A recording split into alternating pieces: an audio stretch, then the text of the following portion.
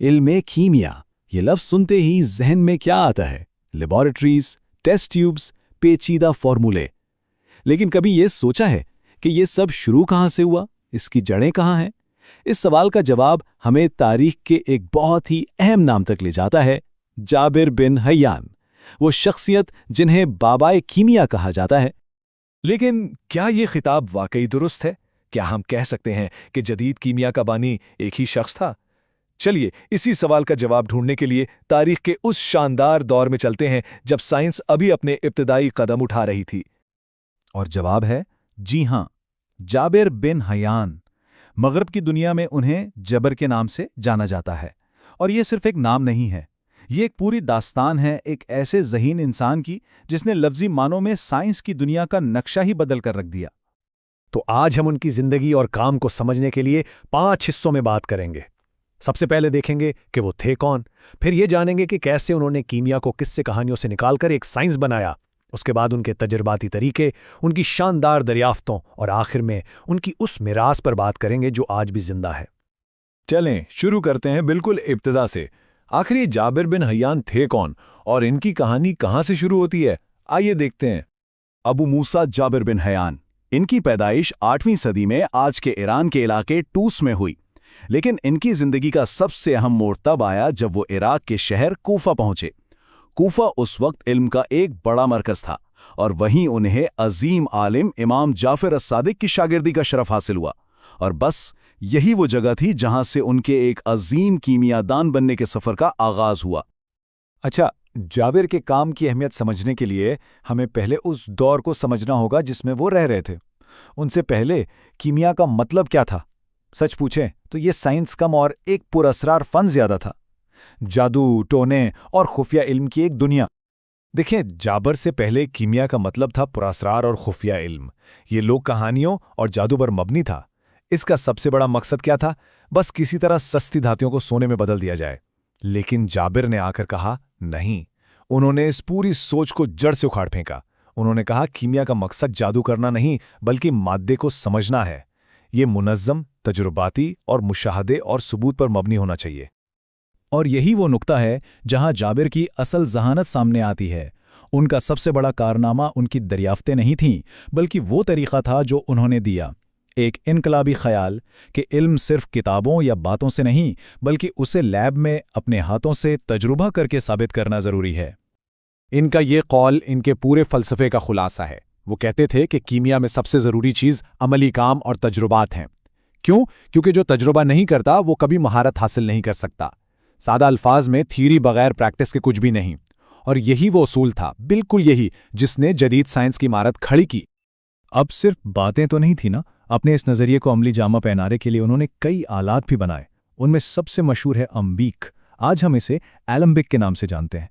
देखने में शायद एक सादा सा आला लगे, लेकिन इसने एक इनकलाबी काम किया। इसने मायात को साफ करने यानी डिस्टिलेशन का अमल मुमकिन बनाया। आज हमें यह बहुत मामूली बात लगती है ना? लेकिन उस जमाने के हिसाब से ये साइंस में एक बहुत बहुत बड़ा कदम था। तो जाबर ने सिर्फ आलात ही नहीं बनाए बल्कि उन्होंने पूरा एक सिस्टम बनाया। उन्होंने कीमियाई अमल को बाकायदा तरीकों में तकसीम किया, जैसे कि तकतीर यानी मायात को अलग करना, कलमाओ यानी ठोस चीज़ों को खालिस करना, और तसाइद यानी किसी चीज़ को गैस बनाकर साफ करना।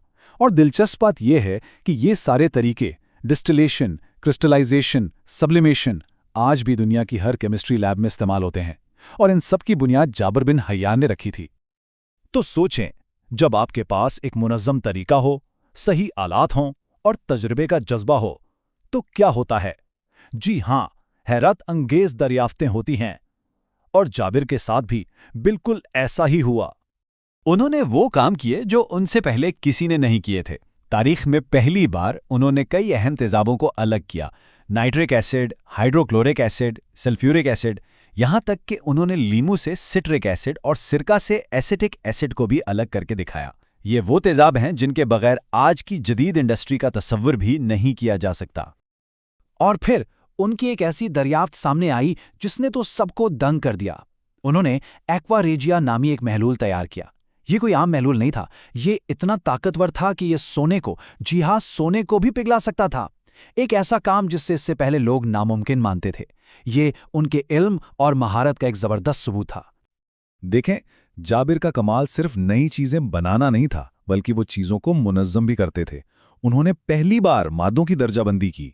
उनकी खुसूसियात की बुनियाद पर उन्हें 3 कैटेगरीज में तकसीम किया। रूह यानी वो चीजें जो गर्म करने पर भाप बन जाएं, धात यानी सोना, चांदी जैसी चीजें, और पत्थर यानी वो चीजें जिन्हें पीसा जा सके।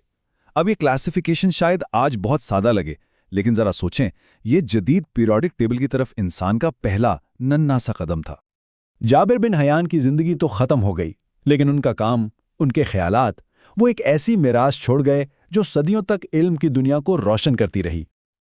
इनके काम का पैमाना कितना बड़ा था, इसका अंदाजा इस एक बात से लगाएं कि उनसे 100 से ज्यादा किताबें और तहरीरें मंसूब हैं, और ये सिर्फ कीमिया पर नहीं थीं।